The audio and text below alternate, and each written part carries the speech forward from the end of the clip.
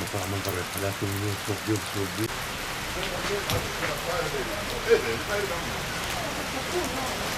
Bir litre mazot 42 lira.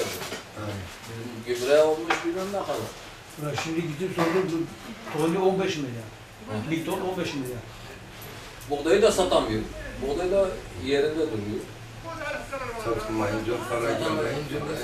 İnan ki bize buğday geliyor, biz istiyoruz, almıyoruz. Çünkü satacak yer bulamıyoruz. Buğday pazarında kalıyorum.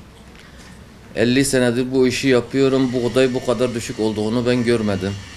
7,5 liralık aldığımız buğday bugün 6 liraya satamıyoruz. Biz artık bu işi yapamıyoruz. Yani buğday alıyoruz, zarar ediyoruz. Arpa alıyoruz, zarar ediyoruz. Çiftçiler de mağdurdur. Buğdaylarını satamıyoruz. Gidip onlardan bir sefer alıyoruz, ikinci sefer alamıyor. Çünkü biz zarar ediyoruz, biz de alamıyoruz. Hepimiz de mağduruz. Devlet bu buğdayı bu sene hepsini alamadı. Piyasada çok buğday kaldı, çok arpa kaldı. Fabrikacı almadı. Fabrikacı devlet alıp ona ucuz, uygun bir fiyatta vermesi için bekledi. 10-15 araba satıyorduk. Şimdi bir arabada daha satmadı. Çiftçi alamıyor. Mazot pahalıdır. Gübre pahalıdır. Adam ekiyor, buğdayını satamıyor. Buğdayda zarar ediyor. O da mağdur oluyor, diyor ekmeyeceğim, daha iyidir.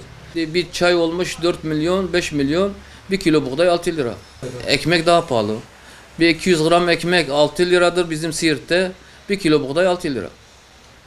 200 gram ekmek 6 lira, 1 kilo buğday 6 lira. Yani hakikaten çiftçi çok mağdurdur. Gücümüz yettiği kadar aldığımızı alıyoruz ama satamıyoruz. Biz de duraklıyoruz.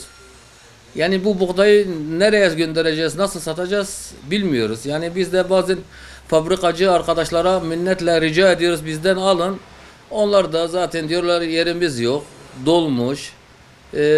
Artık biz de alamıyoruz. 45 güne, 50 güne olmasa da almıyoruz zaten. Para da dönmüyor. Çiftçi gübre alacak para yok.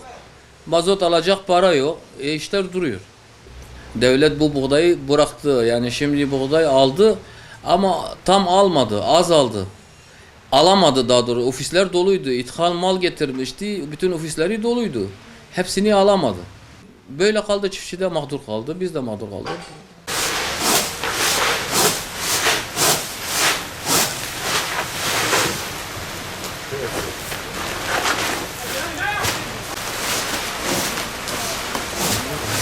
المشكلة تعبان لما جبت الكاميرا